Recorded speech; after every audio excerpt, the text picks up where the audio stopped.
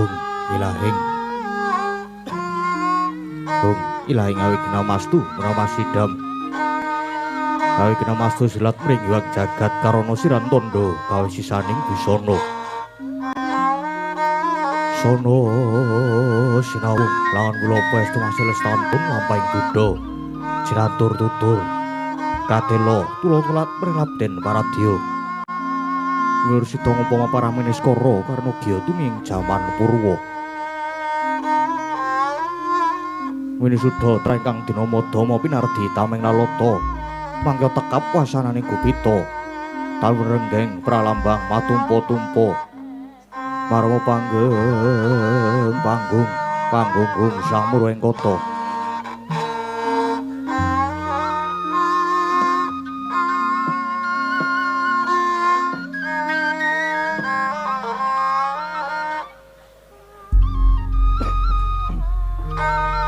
Kanenggih negari pundhita ingkang kayata adidasa purwa eka marang sawijati linuwih dasa 10 purwa marang wiwitan senadyan kathah titahing dawa ingkang pinangga ing pratiwi kinasonganing akasa kinapiting samudra kerajak sami anggana raras nanging datan kadya ingkang ginuping dalu samangke yekti ingkang sinebat gumlaring padukan Karang Kadempel ya ing Karang Tumaritis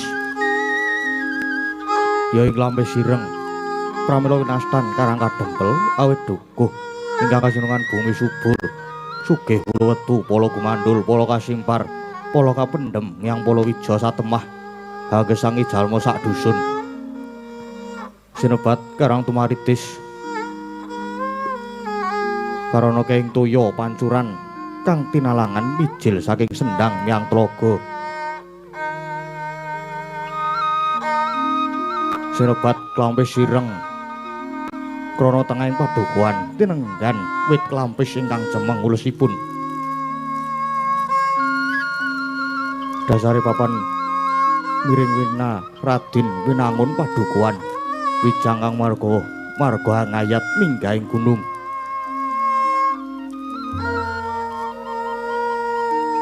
kanan kiringing marga kang katingal hamung gumlaring pasabinan dalah pategalan senadyan to hamung parigogo parijata sukanandi dudha ngasak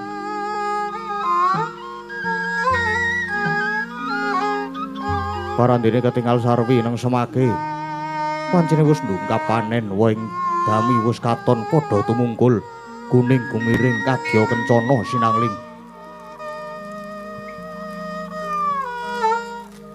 kati uping marata lembak yayah ombaking samudra sinawung swaraning Narakisma kang samya anggusah getak peksi kaya gamelan gedhok-gedhok surak kepyak kang tanpa gending kaglaring pategalan datan kuciwa katingal jagung puhung lombok terong robyong-robyong kacang ijo royo-royo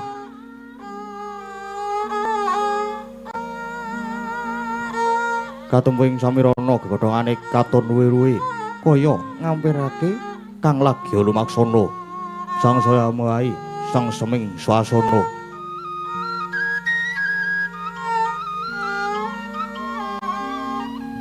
garape ngamung kisma ngulah pasiten datan ati lar waton ing kaedahan tuwin kasarasan saubenging saben wisma tinanduran sesekaran ingkang mawarni-warni indah lamun dinulu wangi lamun ginanda mawar melati ceplok piring arum dalu lunging gadung malangkung katuping maruta manda anggrek malunging balumbang isi tirta wening saben wisma kandhange raja kaya tetelah mlahi endahing bali griya turta datan tilar watoning kasarasan ilining toya sendang tinalangan andhoking pasiraman kekucahe naratas pasabinan menthok minti bebek meri sarta panggoyanganing kebo sapi jajan jangkep angrenggani endahing padukuhan peksi podhang kumandang haleledang mencok panging ketapang. Drekuku manggut-manggut ing weduku, peksi jalak lunjak-lunjak, aja-ajak marang peksi prenjak. Kaya sajak datan kencan semayan marang peksi bayan. Betet-betet pating jarwit, datan katun peksi kang alit-alit bangsane bibit rang-urangan. Sedaya sami sigrak semarak. Ing madyaning padukuhan wonten ing wisma dapur limasan, sirap sepuh kang wis sirep. Singep kayu sengon wis saumur gebyog gedhek linabur gamping. Lah sinten to ingkang lenggah ing wisma Karang Kadempel? Tanasane muhung tetungguling padukuhan Karang Kadempel ya pamonging para Pandhawa. Ya satriya tuhu bekti marang Darma. Yakti Wangi Kyai Lurah Semar Nayantaka ya Badranaya. Ya Saron Sari ya Dudha marang Munung. Ya Sang Juru Dyah Puru Prasanta.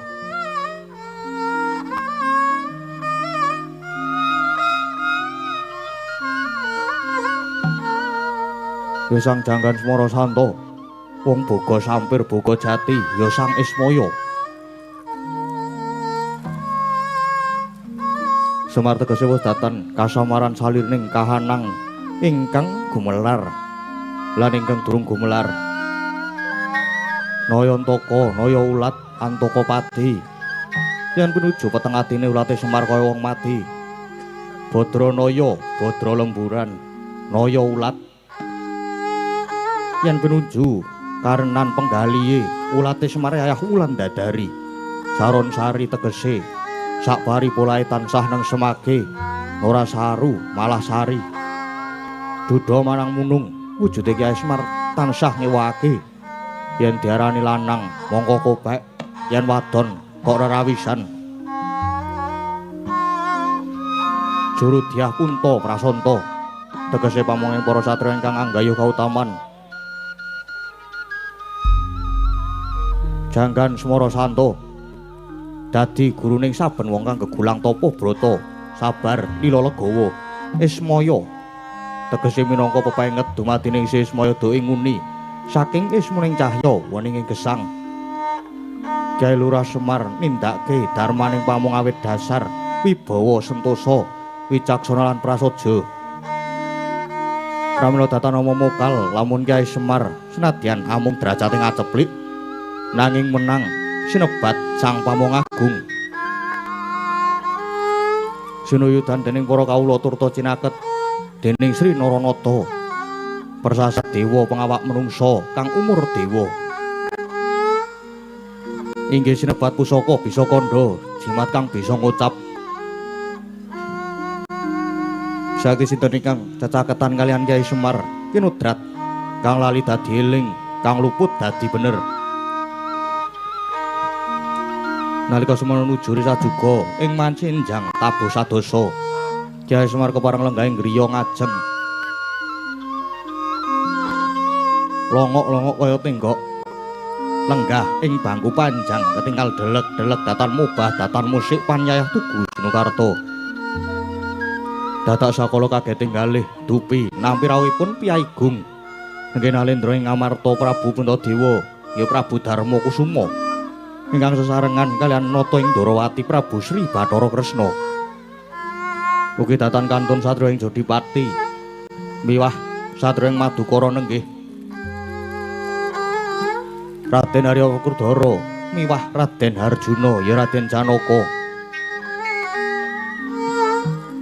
Pramila daya-daya carani dadi mangkono pangudas maraning indriya kang dereng kababaring lisan.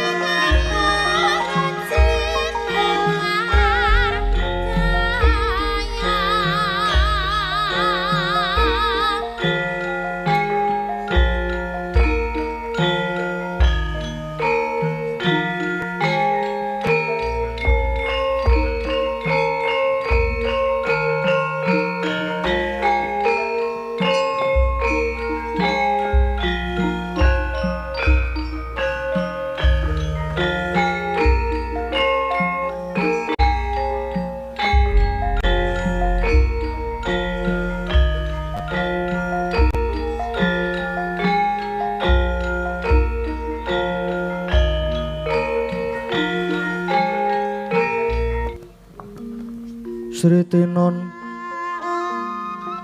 ning pasewakan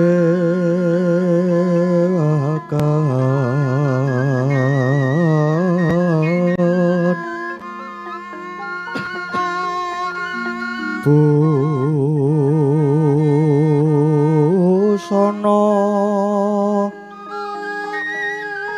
maneka warna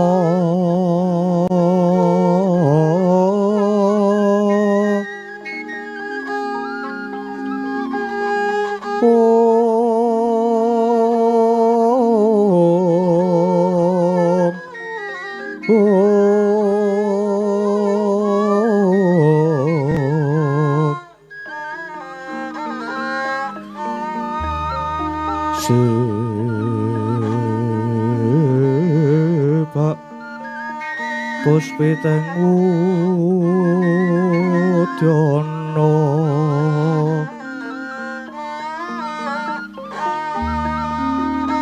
miang panjerah sarwarukma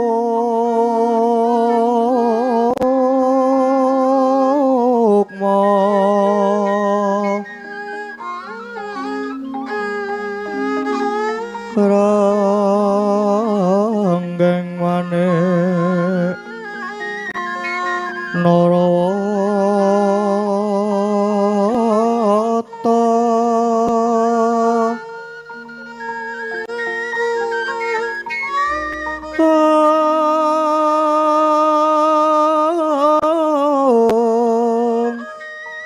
ana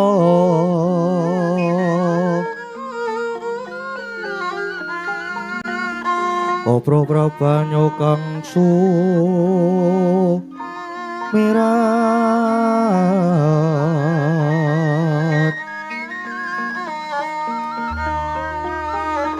kenyaring deca liwat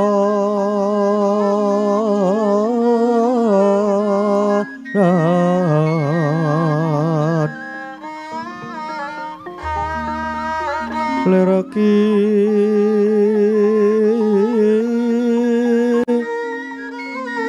lat sisiring dadit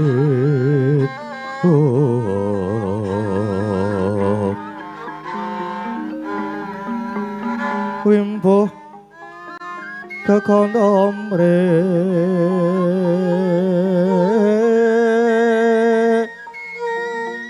ingin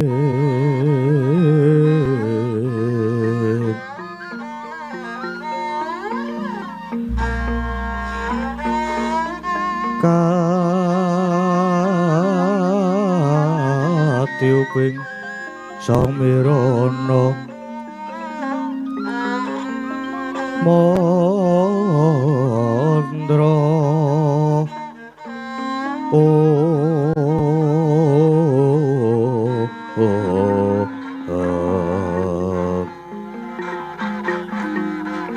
sabaran mangambar kongas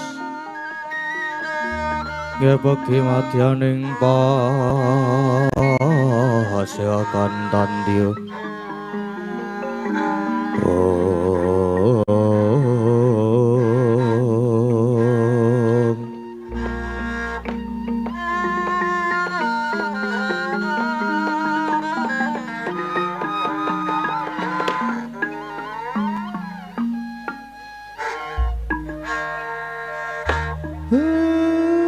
blegagak ugag sadulita mel mulane kok prenjake padha nganter jagone padha tarung jebul karang kadempel kerawan para priyayigung para her-her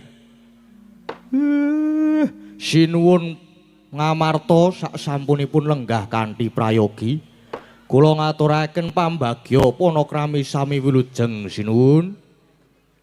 Iya Kakang Semar. Mundi pangestune Kakang Nayantaka praptakana ing Karang Kadempel lulus Raharja.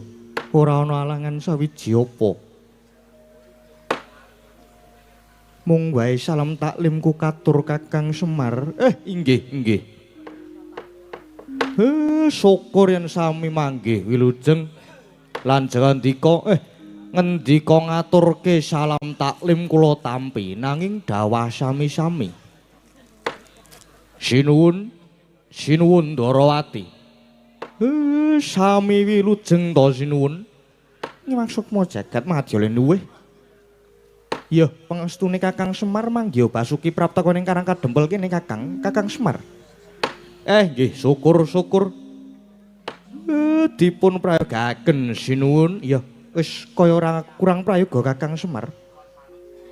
Semanten ugi Ndara Werkudara saha Ndara Janaka dipun skecahaken anggenipun pinarak lenggah nggih Den. Wah, yo. Wis ora kurang kepenak. Iya Kakang Semar. Inggih. Sinuwun. Persasat Karang Kadempel kados dene kejugrekan Wukir Sari kalebaning samudra madu inggih awit rawuhipun jangan dika sedaya. Nanging keparenga kula lajeng jumadung dawuh wonten wigatos ing karsa ingkang kados pundi dene sami kepareng rawuh wonten ing sudung kula mriki sinuwun. Monggo yen kula waspadaken kok semunipun nembe nandhang pepeteng. Niki wonten napa sinuwun? Prayogi lajeng kababarna Kakang Semar. Aku kepareng matur nanging yen ana luputku sing gedhe pangapuramu ya Kakang Semar. Inggih sinuwun. Punta mangsirnake raos wigih ringa-ringolan kula aturi radi majeng lenggahipun. Kersanipun kula saged wijang satala-tala anggen kula nampi pangandika jandika sinuwun. Anjra ingkang puspita rum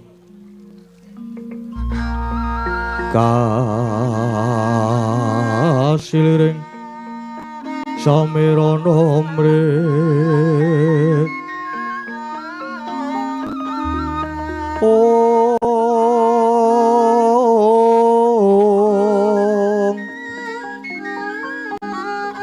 Sekar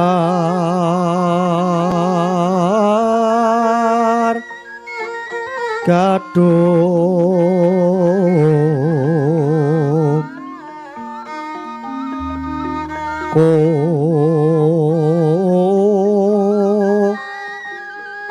Ngas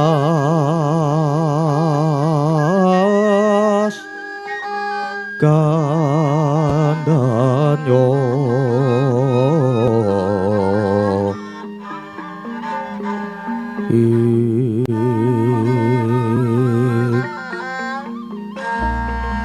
Maweh raras retnaning driya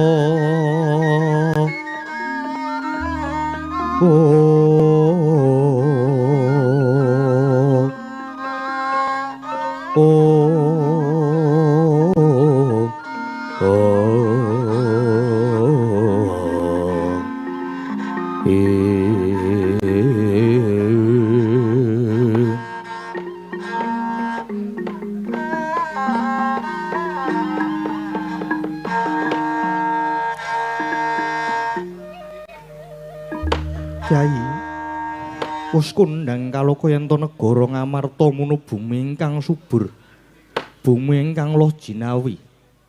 Ya merga siti ingkang subur kuwi temah ndayani para kawula uripe sarwa kepenak. Adoh saka kasangsaran nanging Kakang Semar. Kena ngapa ing rikalenggan iki malah tiba kosok balene. Ngamarta kang maune tentrem saiki dadi tintrim. Ngamarta ingkang kondhang nanging saiki malah kebak penandang Kakang Semar. Monggo saperangan gedhe para warga Ngamarta kuwi uripe kanthi srana ulah tetanen. Nggarap bumi nggaru luku nandur pari. Saha palawija lan sak panunggalane. Ingkang dayane bisa murakapi tumrap bebrayan gung. Nanging Kakang kalenggan iki Ngendra Prasta kebak ingreh prihatin lan penantang. Para among tani padha njerit reriyungan merga wis wala-wali gagar wigar nggone padha panen. Kyai Mara Gage paringa dawuh Pendha lan kawula ngamarta kuwi sejatine duwe kaluputan apa Kakang Semar. Nggih. Nggih. Pun terwaca anggen kula nampi pangandika paduka. Nanging mangke riyin. Nuwun sewu Pandhawa niku rak nggih wonten sing momong to. Inggih menika Sinuwun Dwarawati. Kok mboten nyuwun prisa dhateng Sinuwun Dwarawati? Kok malah lajeng pasrah dhateng kula. Niku napa mboten klintu Sinuwun? Monggo Sinuwun Kresna niku nalendra ingkang titising pamawas. Kakang Semar. Aja kliru ing anarka kaya sing wis-wis. Saktinata Dwarawati kalah pertitis kelawan Kakang Semar. Mula Kresna lan Nyai Puntos kadang banjur lumarep ing karang kadempel iki supaya nyadong dawuh pangandikane Kakang Semar. Uga nyadong pitutur luhur ing pangajap bisa mbabar kanugrahan kang gedhe tumrap para Pandhawa lan migunani kanggo bebrayan agung. Mula Kresna uga nyadong dawuh Kakang Semar. Wah. Semar, aku uga nyadong dawuh, nyadong pangandikamu. Kakang Semar. Mara Gage paring pitutur Kakang Semar. Oh nggih. Reneng kula dipercaya kula tak matur. Ketang klungsuk-klungsuk kula badhe nderek udu panemu wur-wur sembur-sembur merga iki. Merga jane niki kula dibaratke kados dene suduk gunting tatu kalih. Krana menapa? Niki critane kula niku rak nggih gadah gegayuhan ajeng bangun desa. Tegese kula ajeng bangun wewengkon lan wewangunan sing wonten desa kula mriki. Lan kula pitados dika sedaya tartem tugi badhe paring pambiyantu lan nyengkuyung. Nang tumrap kula sing luwih wigati napa sing ajeng kula aturke niki mangke pengajap saged kinarya sangu. Supaya urip wonten ing Madyapada niki kebak katentreman katentreman adoh saka memungsuhan lan tansah dicaketke dening sanak ruang mitra kawruh kersane rumaket ledos duluran mat sinamadan daya dinayan bantu biantu margi tumrap kula wong urip ning alam padang niki nek duwe mungsuh siji niku pun kakehan. Neng nek duwe sedulur 1000 niku rasane isih kurang mawon. Mila jandika sedaya rawuh wonten mriki menika malah kaleresan. Pamriye dimen saya caket kalih para kawula. Lan iki minangka tandha manunggaling kawula kelawan Gusti.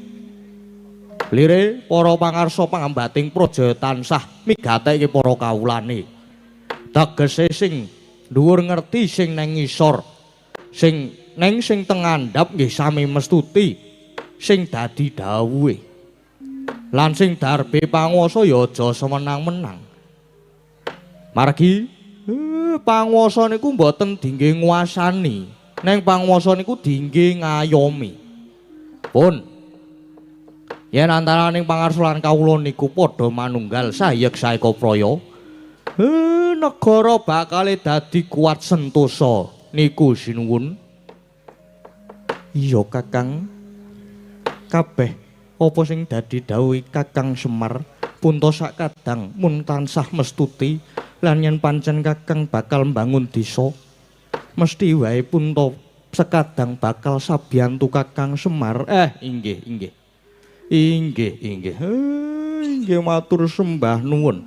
Nadyan Kresna uga bakal mbantu Kakang Semar. Inggih nuwun inggih. Lega. Wah, aku ya ngono. Jenengan nggih. Iya.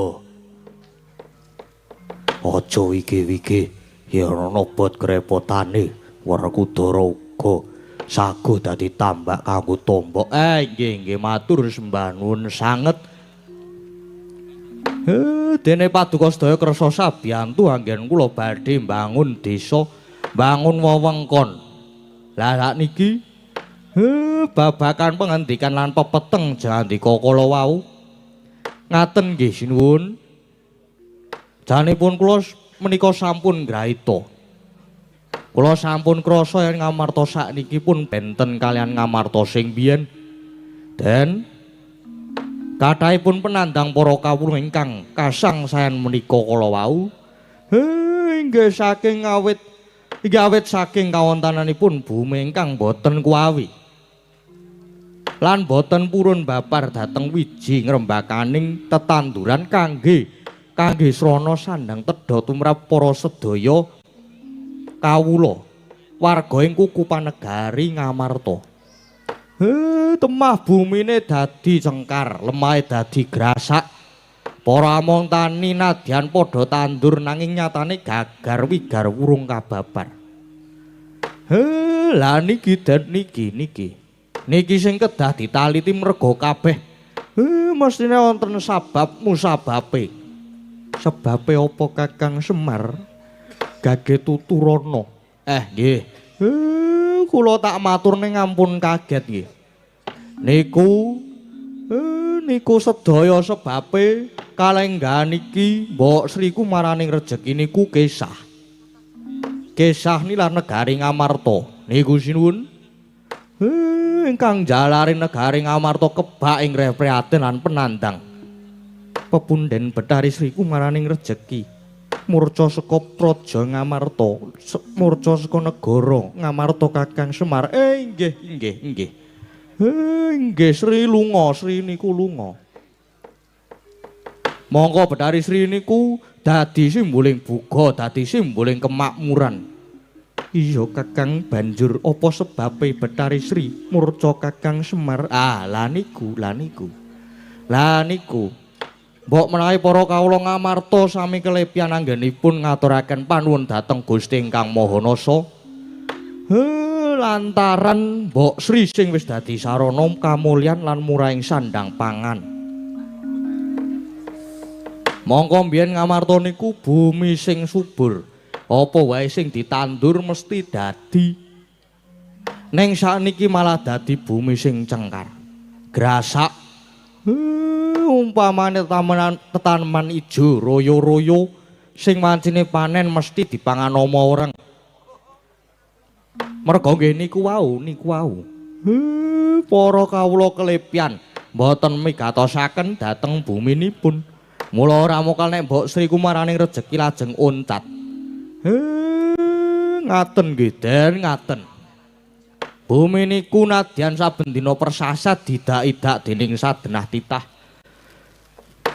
Nanging bumi niku ugi dados sumber panguripan. Murah kawisagung para titah. Kejaba bumi niki dadi papan panggonan lan ugi saben-saben ditanduri tetanduran ingkang migunani tumraping agesang. Nanging kala mangsane ingkang ngenggoni lan ingkang nandur malah lali Purwaduk Sina. Kelepian nggone padha duwe rasa syukur lan rasa panuwun marang Gusti kang peparing. Nah, mula yen bubar panen niku ora ketang mung pisungsung wujude sedekah bumi. Niku ugi pinangka wujud rasa panuwun. Lan ujupe rasa syukur umpamane yen pakaryaning miyasa mina utawa nelayan ya kudu pisungsung sedekah jaladri. Lan malih niki ugi kalebet tata cara tilarane para leluhur. Nuwun sewu lho nggih, nuwun sewu. Babakan iki mboten ngrembug bab kapercayan lho. Neng niki ngrembug bab budaya. Lah budaya niku wau apa to? Budaya niku angen-angen ingkang babar kaendahan lan katentreman. Mila ampun ngantos dipun mestani yen sing jenenge adat tradisi budaya kayata sedekah bumi, sedekah jaladri, nyadranan rasulan merti desa majemukan niku diarani milar saka pewalering agama. Niku babar pisan boten. Neng nggih namung cacakan lan syarat dijangkah padha ya mung dalane wae sing beda. Sepisan malih niki budaya adat tradisi tilarane nenek moyang sing kudu dilestarekake. Syukur-syukur adat tradisi budaya ngaten iki diadani saben warsa. Lah niku sinuwun niku mula puntapun mangtiteni mawon. Yen para kawula ngamarta niku sami ninggalke rasa syukur, rasa panuwun marang Gusti, ninggalke adat lan budaya pun. Mangtiteni mawon, ora suwe maneh jagat kamarta badhe kukut niki mangke sinuwun. Wis ngalela antasang Badranaya. Angrajut aji mancala.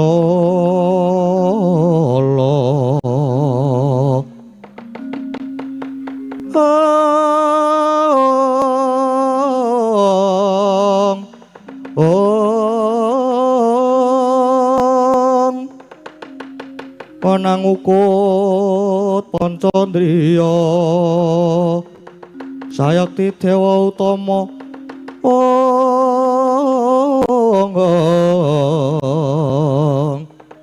pamong ingkang para suci dadya hayuning bawana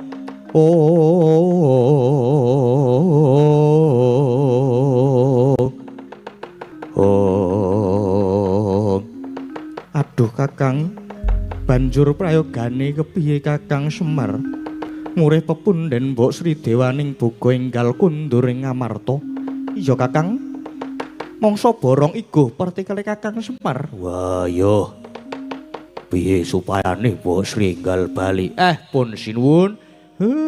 Sawetawis ngandika sedaya kula aturi lenggah rumiyin wonten pangeran menika. Mangke sedaya kula ingkang badhe mbudidaya mrih kunduring Betari Sri. Nanging sedaya kula aturi suminggah rumiyin margi sajake niki karang kadempel ajeng wonten dhayoh niki. Yen jandika niki sami lenggah wonten mriki mengke ndak malah gelo penggali dhayoh niki mangke. Iya Kakang. Aku tak manut lungguhanono mburi ya Kakang Semar. Inggih nggih. Nggih. Monggo sami suminggah rumiyin slada teka iki dhayoh ya Kakang Semar.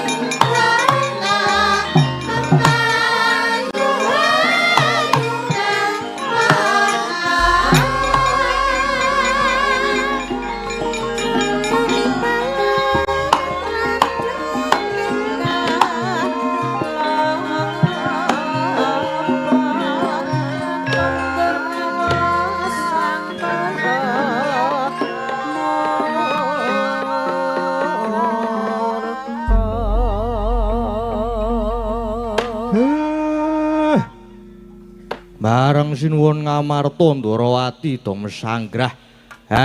Gareng Petruk Bagong. Pating jedul. Mau kok do ora melu sowan dadi siji ning kene iki do ngopo? Lah nggih to, Pak. Nek kula Petruk Bagong niku melu sowan dadi siji teng mriki, mengke ndak malah ganggu ledos rembugan wong ya kabeh ki sing rawuh ya piyai luhur. Lah nggih, ha niku bener lho niki, Pak. Nek kula apa jenenge mboten sae nggih, nek kula niku terus nguping niku mboten sae. Mula kula niki wau trima dhateng njaba. Bagus kaya ngono kuwi apik. Dong apa ning jaba? Jaga parkir. Ya mboten tong ngangkring. Apa do duwe sangu? Ayo mengko le bayar bar wayangan masalah. Malam ini belum. Neng niki apa jenenge? Nganu lho, Pak. Niki wau kula teng ngangkringan wau niku weruh Pendhita Durna kalih Patih Sengkuni niku sajake mboten ngertos kula ajeng ngangkring napa ajeng mriki nggih mboten ngertos. Nggih. Kadose ajeng rawuh mriki. Tenan ora. Ana dayoh tenan iki. Tenange Pak, santai slow. Iki lho. Galine lho. Santai wae. Engko Durna karo Sengkuni kae nek di papan mesti mung arep gawe kisruh. Mesti kuwi arep gawe kisruh. Mengko nek macem-macem tak atasane wae Pak, dupake engko gampang. Iya. Nang yo mengko dhisik. Mula kowe saiki do pindah lungguh ning mburiku kene. Sajake iki dayohe wis arep teko. Sajake dayohe wis arep teko kowe dok gek dondang pindah rene. Ora usah kesuwen mengko ndak selak mlebu dayohe. Oh iya Pak, ngesake dawuh ya Pak.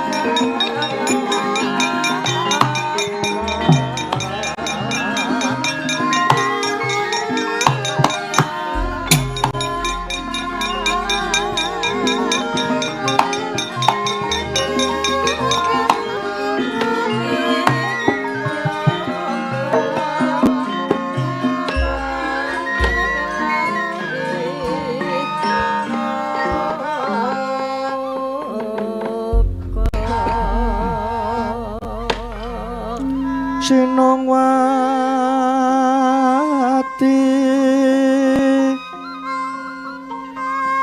Sinongwati jagat kinari hamong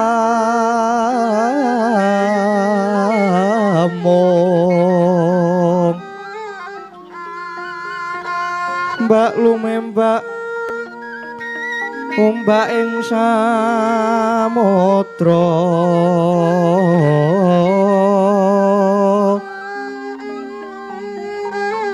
hae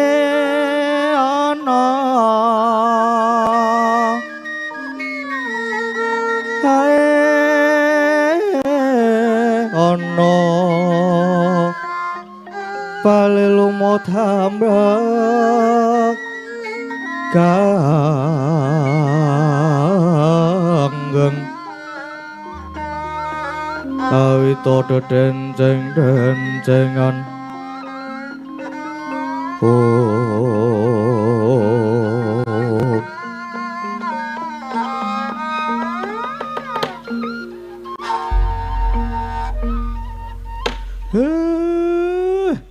mulane kok gagake do ngubengi omah.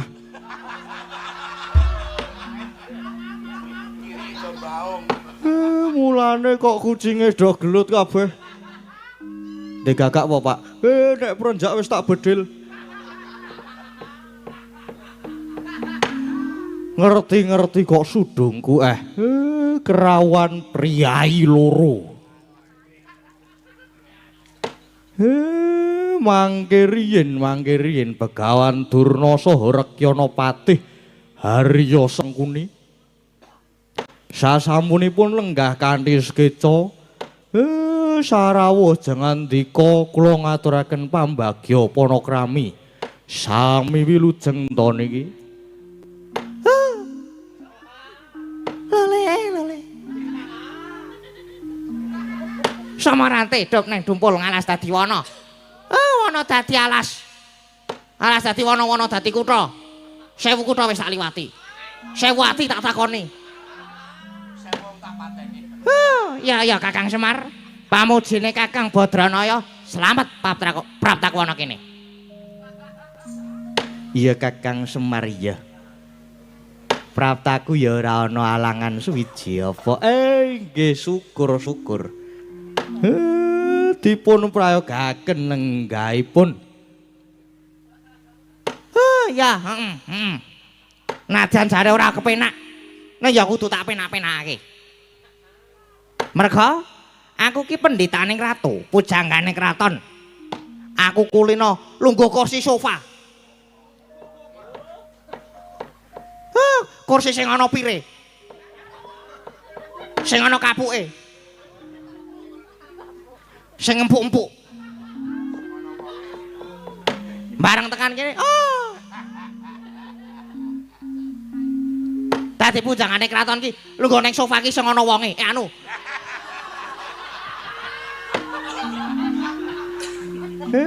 Pripun. Bareng tekan kene. Lah kok atose ra jamak. Marake pegel. Sesuk dadak mulih pijat urat.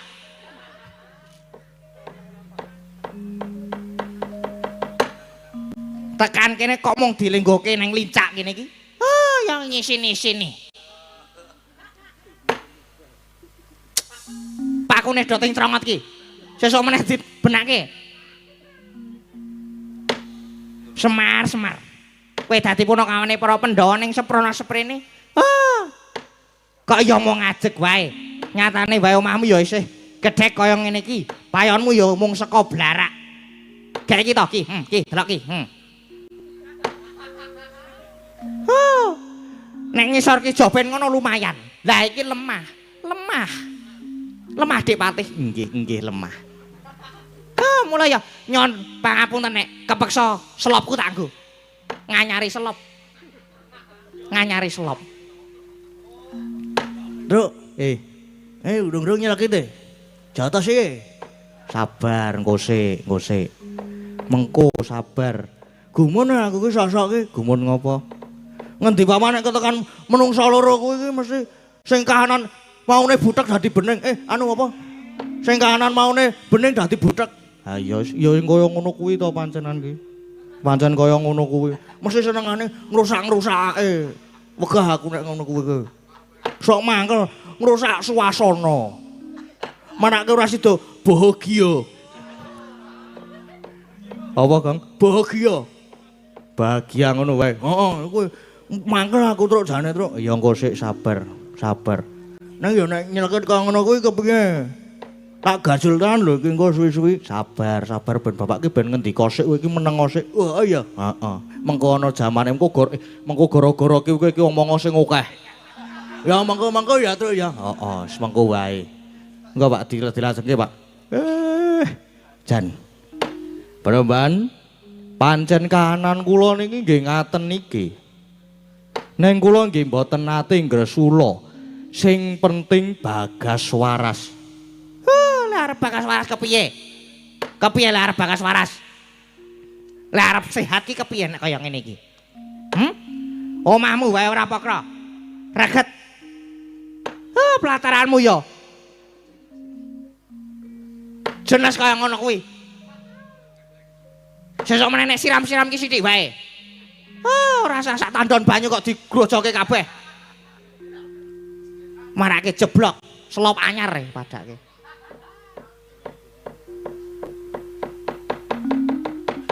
Nggih pun nggih niku wau sik nyirami Bagong.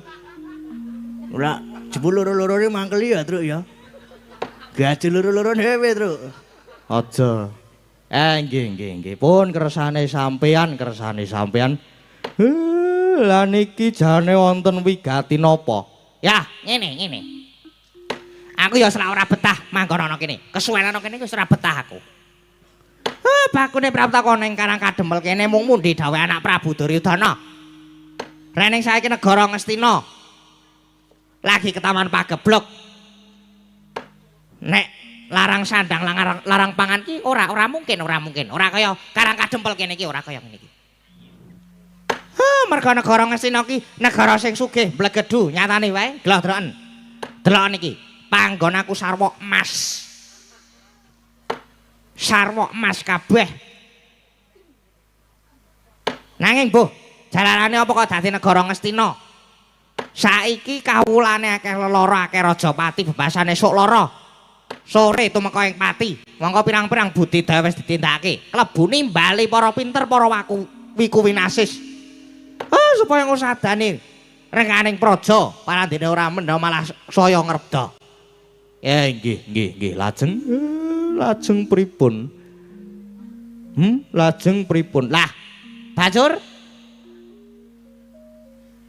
Anak Prabu Duryudana nampa wangsiting dewa. Wangsit sak miyaya merah kuwi, Truk. Menenga. Wangsit ki beda karo pangsit. Ngelih aku ki. Ayo mengko. Anak Prabu Duryudana nampa wangsiting dewa. Negara Ngastina bakal wales saka penandang waton, ora ketang mung sedhela kudu mboyong Semar ning negara Ngastina. Nah, tekaku ana kene iki kedawan supaya mboyong Semar. Nek jane aku ora percaya karo kluwane Semar iki apa? Ora percaya. Ning kene aku mung saderma didhawuhi. Anane ya mung mangkat ngono wae. Wis iki kowe gelem tak boyong ning Ngastina, Semar arep njaluk bebal apa wae bakal tak turuti. Bakal dituruti, ayo. Gelem ya Semar, gelem. Iya Kakang Semar. Aku minangka dadi saksi tama yen Kakang Durna iki kedhawuhan supaya mboyong Kakang Semar. Mula yen pancen Kakang Semar kersa diboyong, wis ta. Arep ngarani bebana apa aja sumelang. Mesti wae bakal dituruti, klebu anak-anakmu mengko ya bakal dimulyakake Kakang Semar. Semare koden prayetna samulire seka bali kilar-kilar semeti tengahing latar Nggih. Nggih. Kula jane niku mboten kawratan yen ajeng diboyong ten negari Ngastina. Nanging nggih ampun sakniki. Margi kula nggih tesih wonten ayahan. Minjang yen pun rampung ayahan kula pun Semar purun diboyong. Lah terus kapan? Kapan? Ayahanmu ki sajak penting banget. Nggih udakara setengah taun. Munggah nggih setahun malih. Lah Tara Semar. Setengah tahun gedene setahun. Gampange kowe mau ngarep nampik Semar. Mau ngarep nampik. Kowe iki mau ngarep diboyong dimulyake kowe kok ora gelem. Mbok kowe iki ngrumangsani. Kowe iki mung punakawane Pandhawa wae. Neng tekan seprene kowe tetep melarat.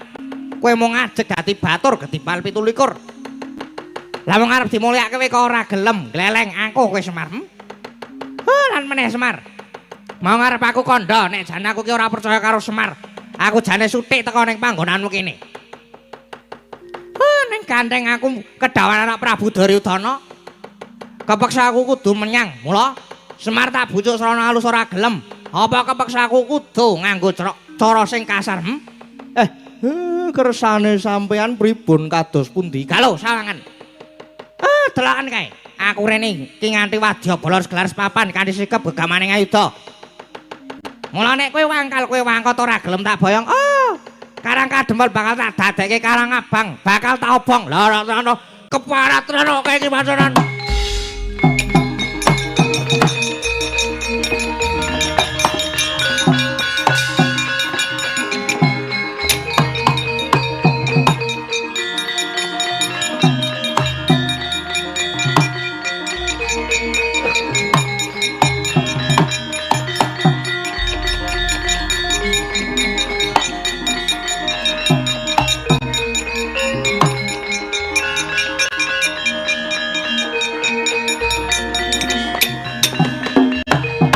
Mbah.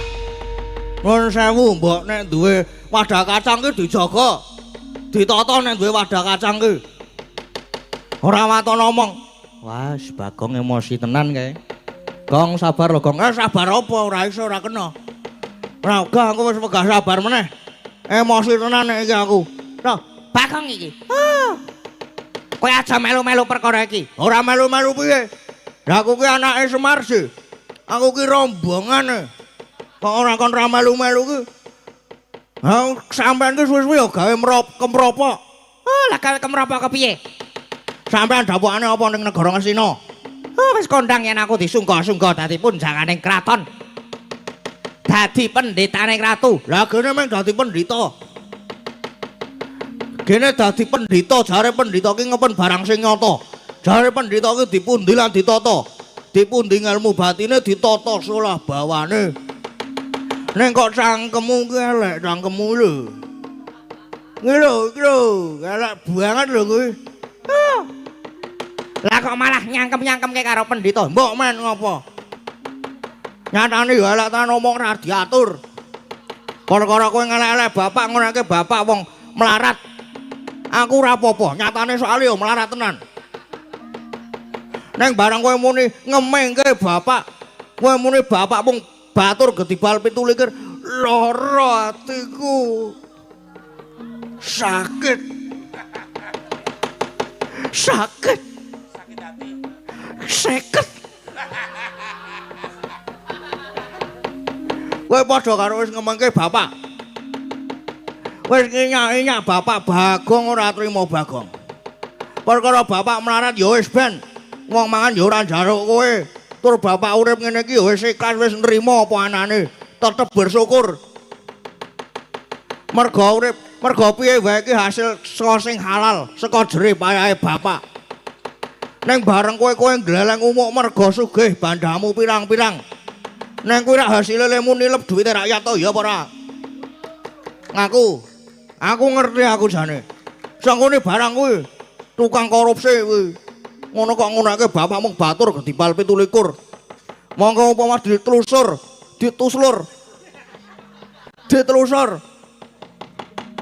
Semar nek karo Durna ki derajate dhuwur bapak.